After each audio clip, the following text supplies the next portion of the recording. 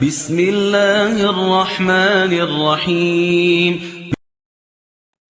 کیا آپ کو لگتا ہے کہ آپ کے آنکھوں سے گرنے والے یہ آنسو آپ کی کمزوری ہیں؟ کیا آپ کو لگتا ہے کہ زندگی کے یہ غم آپ کو ختم کر رہے ہیں؟ ٹھہر جائیے، آج ماروی نور وائس پر میں آپ کو بتاؤں گی کہ یہی آنسو آپ کی سب سے بڑی طاقت کیسے بن سکتے ہیں، اور کیسے آپ اپنی زندگی کی سب سے بڑی تکلیف کو اپنی کامیابی کا زینہ بنا سکتے ہیں۔ آج کی یہ گفتگو آپ کے رونے کا انداز اور جینے کے ڈھنگ کو بدل دے گی۔ بسم اللہ الرحمن الرحیم۔ السلام علیکم۔ زندگی کبھی کبھی ایک جیسی نہیں رہتی، کبھی ہم مسکراتے ہیں تو کبھی ہمارا دل ایسے بوجھ تلے دبا ہوتا ہے کہ سانس لینا بھی مشکل ہو جاتا ہے۔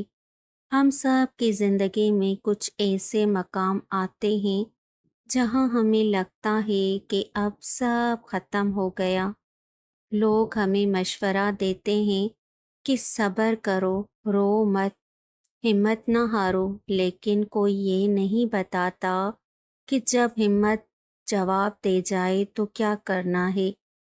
غم اصل میں کیا ہے؟ ہم اسے ایک سزا سمجھتے ہیں، لیکن حقیقت میں غم ایک تربیت ہے۔ جیسے لوہے کو کندن بنانے کے لیے آگ میں تپایا جاتا ہے، ویسے ہی ایک عام انسان کو خاص بنانے کے لیے اسے غم کی بھٹی سے گزارا جاتا ہے۔ آپ کے وہ آنسو جو تکیوں کو بھگو دیتے ہیں وہ ضائع نہیں جا رہے، وہ آپ کی روح کو دھو رہے ہیں، آپ کو ہلکا کر رہے ہیں۔ اللہ تعالیٰ قرآن پاک میں فرماتا ہے، بے شک تنگی کے ساتھ آسانی ہے۔ اللہ نے یہ نہیں فرمایا کہ تنگی کے بعد آسانی ہے، بلکہ فرمایا کہ تنگی کے ساتھ ہی آسانی موجود ہے۔ یعنی جب آپ پر غم کا پہاڑ ٹوٹتا ہے تو اس کے اندر ہی اللہ نے وہ طاقت بھی رکھی ہوتی ہے جو آپ کو اس سے باہر نکالے گی۔ آپ صلی اللہ علیہ وآلہ وسلم کی زندگی دیکھیے۔ آپ صلی اللہ علیہ وآلہ وسلم نے عام الحزن یعنی غم کا سال دیکھا، جب آپ صلی اللہ علیہ وآلہ وسلم کے سب سے قریبی سہارے چھین لیے گئے، لیکن اسے غم کے بعد معراج کا واقعہ پیش آیا۔ ثابت ہوا کہ جب انسان زمین کے ہر سہارے سے مایوس ہو کر اللہ کی طرف مڑتا ہے تو اللہ اسے عرش کے قریب کر دیتا ہے۔ سجدے میں بہنے والا ایک آنسو آپ کی تقدیر بدلنے کی طاقت رکھتا ہے۔ جب آپ اللہ کے سامنے روتے ہیں تو وہ آنسو زمین پر گرنے سے پہلے آپ کی بخشش اور آپ کی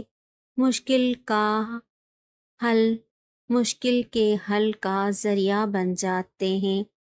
ایک کوئلہ جب شدید دباؤ اور حرارت برداشت کرتا ہے تو وہ ہیرا بن جاتا ہے، اگر وہ دباؤ سے ڈر جاتا تو کبھی قیمتی نہ ہوتا۔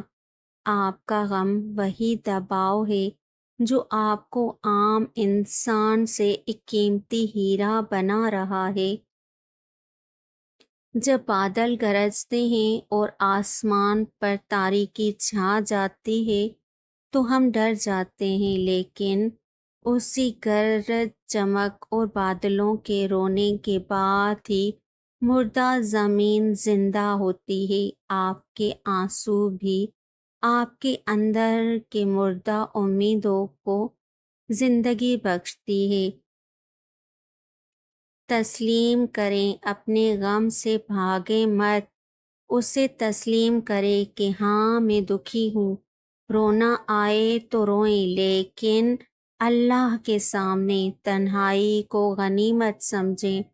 جب دنیا آپ کو اکیلا چھوڑ دے تو سمجھ لیں کہ اب اللہ آپ سے اکیلے میں باتیں کرنا چاہتا ہے۔ اپنے غم کو مقصد دیں، جو درد آپ نے سہا ہے اسے دوسروں کے کام آنے کا ذریعہ بنائیں۔ اگر آپ نے تنہائی سہی ہے تو کسی تنہا انسان کا سہارا بنے، یہی آپ کی سب سے بڑی جیت ہے۔ شکر گزاری مشکل میں کیوں کہنے کے بجائے کیسے کہیں، یا اللہ اس مشکل سے میں کیا سیکھوں۔ میرے پیارے بہنوں اور بھائیوں، آپ اکیلے نہیں ہیں۔ وہ رب جو ایک چونٹی کو پتھر کے سینے میں رزق دیتا ہے، وہ آپ کو اس آزمائش میں تنہا نہیں چھوڑے گا۔ اپنے غم کو اپنی ڈھال بنائیں۔ یاد رکھیے، ٹوٹے ہوئے برتن میں پانی نہیں ٹھہرتا، لیکن ٹوٹے ہوئے دل میں اللہ کی رحمت ضرور ٹھہرتی ہے۔ آج کی اس لمبی گفتگو کا مقصد صرف آپ کا وقت لینا نہیں، بلکہ آپ کے دل کو وہ تسلی دینا ہے جو شاید آپ کو کہیں اور سے نہ ملی ہو۔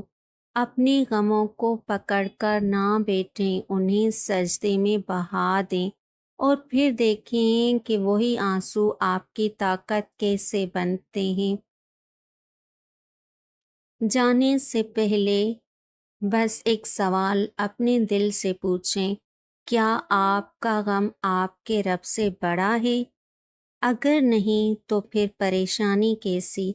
کمنٹس میں اپنی رائے ضرور دیجیے گا، اور اگر اس ویڈیو سے آپ کے دل کو تھوڑا بھی سکون ملا ہو تو اسے دوسروں کے ساتھ شیئر کریں، تاکہ کسی اور بجھے ہوئے چراغ کو بھی امید مل سکے۔